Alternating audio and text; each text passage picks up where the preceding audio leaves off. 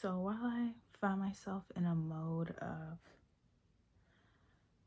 really large emotional presence, I feel the need to speak to the pros and the cons of being an intense type of person, an intensity in the way that I feel and that I speak and that I am.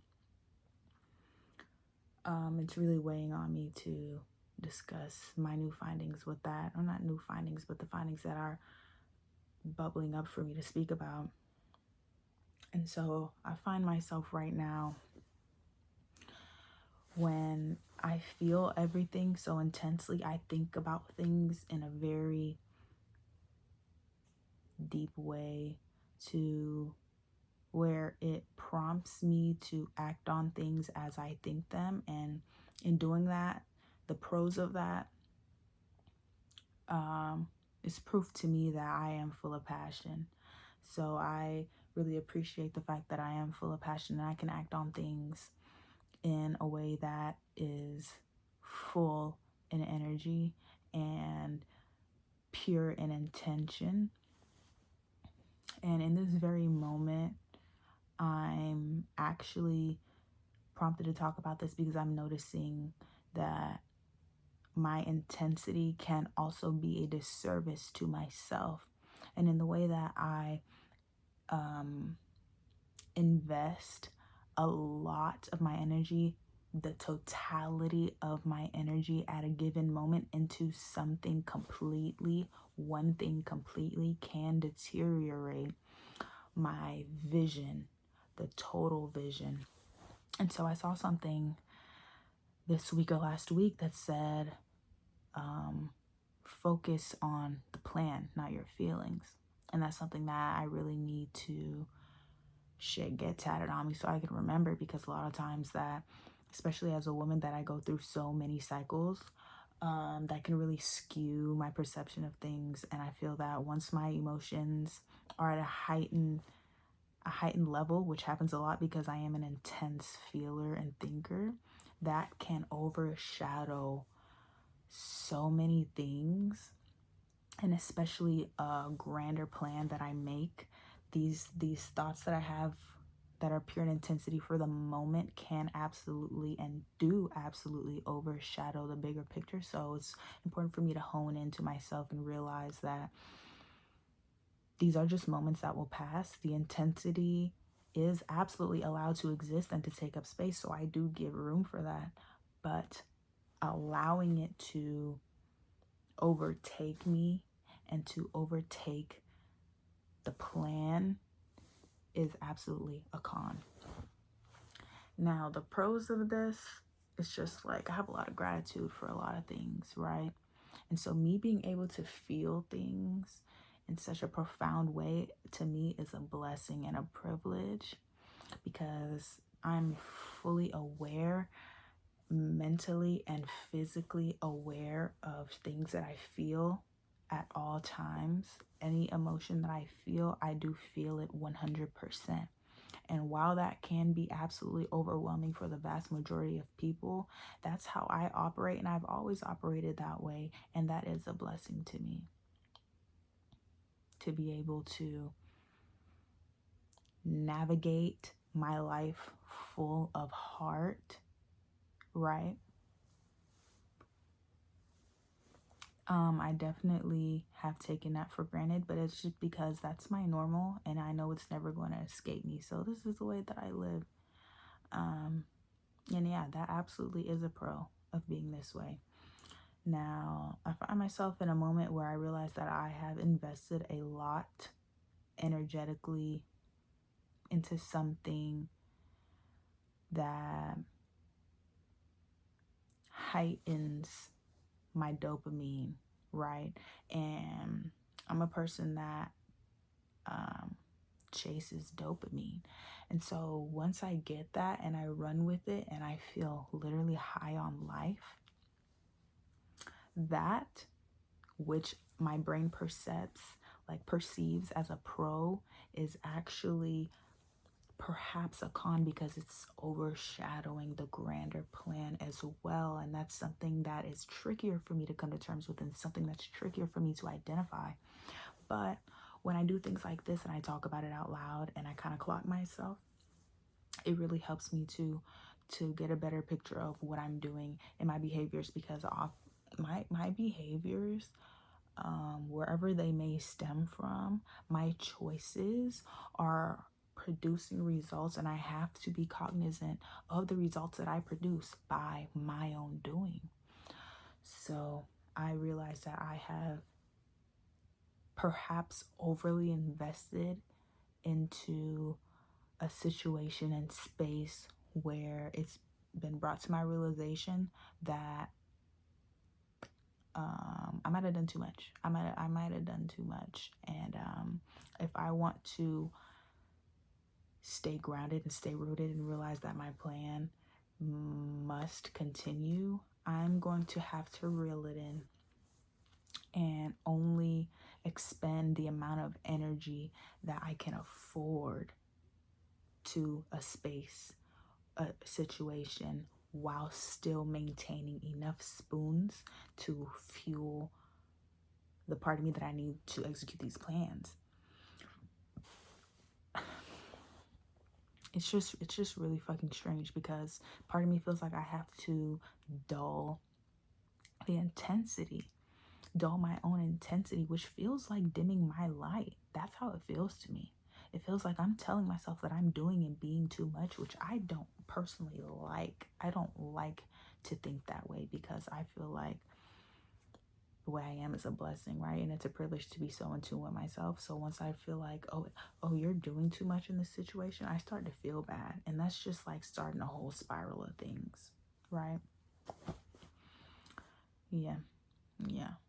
The pros of being intense, and I can apply myself to so many different things fully, and I consider myself a jack of many trades, and I have given my full energy and attention to so many projects that have shown me my potential and my capability to do anything, because the things that I've tried, that I've taken under my wing to gain some type of mastery at, have been under several different categories. So I'm proving to myself that my intensity is the fuel for my mastery of expanding my skill and utilizing my talent. So that's absolutely a pro right there. Me being able to transmute my energy, transmute and use as fuel whatever it is that I may be feeling in my heart, which is where that intensity lives, and to bring it out to physicality and to bring it into my hands and make something with my bare hands. It's incredible. Many people aren't many people don't have that privilege and that gift to do so, and I'm aware that I have this thing, and it's been brought to my attention that I've done things that many people struggle to find the will to do, and I'm grateful for that. Absolutely grateful. And I realize that I have myself to thank, my intensity to thank, for my ability to reach out into these endeavors and gain more skill and build my skill set on my own accord. That's a pro, of course.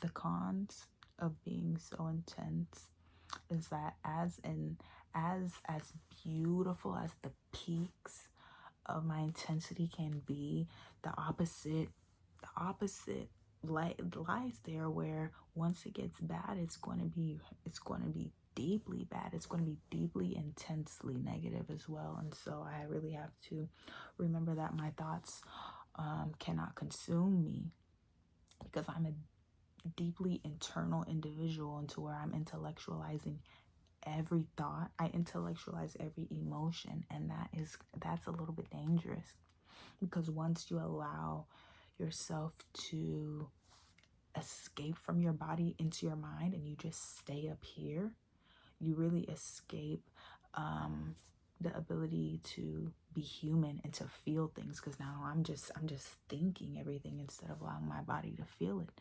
And the intensity that I possess, once I let all 100% of that rest up here, and mind you, my brain is in charge of everything as far as my functioning, and I have 100% intensity sitting in my brain controlling everything. That's dangerous.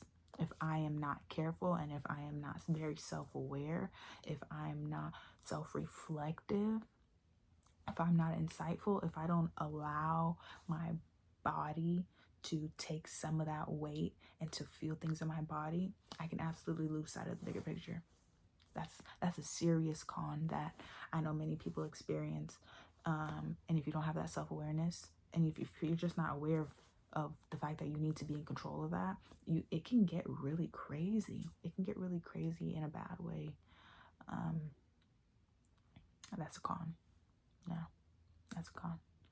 So the intensity, my intensity absolutely is a gift. It absolutely is a gift, and I accept the duality that comes with that, where it could be perceived as a curse, but you just have to know how to use it, and you have to know where it belongs, where to put it, where to apply it, in order for those benefits to be heavier than the repercussions. And so I'm really grateful for myself to be able to feel things, because one of my strongest attributes is my ability to love so hard and to supply love from my inside, seeping out of my pores into the field around me. And I think that it's really, really beautiful to recognize the quality of my love. And mind you, when I talk about love, I talk about in a very general aspect, because I have love for a lot of things, right? Love for art, love for people, love for life, and love for myself. And it's very, very, very strong. And that in and of itself is absolutely a blessing, because you can see the effect that I can see the effect that I have on where I apply my love into my relationships. It's really fucking beautiful, right? I make an obvious, substantial effect on the people that I share love with, which is really fucking amazing. And that's something that I am absolutely prioritizing in my life, is sharing love, because that's so important. Number one, for you to have for yourself, but to share love with people around you that are absolutely capable of returning it to you, and you feed one another with love. It's amazing. If there's no topping that, there's no topping that. And so me recognizing that I'm not only capable of that, but having the proof that I've done it is a pro. It's a pro. I can't lie. It's amazing. So applying that love to the people around me, applying that love to my interests, and these little infinity stones that I've been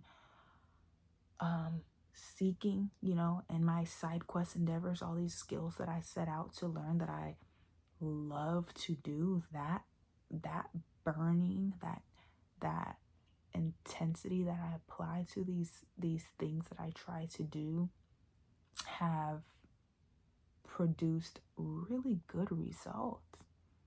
And so I absolutely recognize the power of giving your all into something, and trying, giving 100% into something, and then you will see the results that ensue once you are allowing yourself to fully dive in and giving everything without fear. And so you're gonna have to love that fear, let it rise up, and tell yourself that it is okay to have fear. That is a human emotion. That's a human feeling. But the fear cannot sit long enough to turn into anxiety and get in the way of what the love is trying to touch. And so you're going to have to transform and really tell yourself that it's okay to feel the way you feel, and then you let that go and you apply love. You apply love to yourself firstly. And once you do that, your surroundings will reflect that self-love, and it's beautiful. It's beautiful. And I'm experiencing more and more of that at this point in my life, and I'm grateful, and I have my intensity to thank for that as well. So honestly, right now, all I'm feeling is really immense gratitude for me being able to have love. Honestly, I'm full of love at this point in my life, and it's fucking amazing. I can't lie. And me loving myself has turned me into more of a selfish individual, which I needed for my own journey, my own protection. But I can't pretend that my need for servitude has escaped me, because it's still there. So me being someone that loves being of service, and that's intense right there. And then also having to remind myself that it's a season of selfishness. It's a really hard the scale is like struggling to balance there, because I have to find my limits with each of those things. But there's beauty in both, of course. Yeah. So I started off this video with my heart really fucking heavy. And of course the yapping always fucking helps me get through that, of course. Yeah, realizing right now that I have really, really invested myself into something that probably should not have received so much of my intensity, which makes me feel really like, number one, it makes me feel guilty, and I also feel sad about it, because my intensity is a gift to me, and once I apply that intensity somewhere, that intensity of love that's full and pure and hot, and I feel like I shouldn't have done that, I start like retreating. I start coming back into my cave. And that's just no way to do it, you know? Like, honestly, if I applied myself to something that just doesn't serve me to be applying that much intensity, it's okay. The world's not fucking ending. Okay? Look at the bigger motherfucking picture. Like, I'm still sexy. Life's still moving forward. Everything's fucking fine, Asia. It's going to be, so long as I continue to fill myself with love first. And that's really the lesson. Clock it. That's really the lesson. If I put this much effort and energy into everything else, and it's produced wonderful external results, and I look at myself and I'm like, oh, Asia, your spoons are gone, you don't have no more spoons left. Okay, bitch, maybe you should have loved yourself a little bit more first. You feel me? So, all right, Asia, I just got that download. Thank you so much. Realized why I turned on this camera. Asia, fill that cup up, girl. Fill that cup up, girl. That's why you're wondering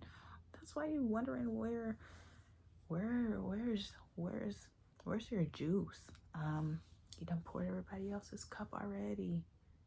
So yes, I got to the point I needed to get to, and now I can cut this thing off. Love to everybody. Have a good night.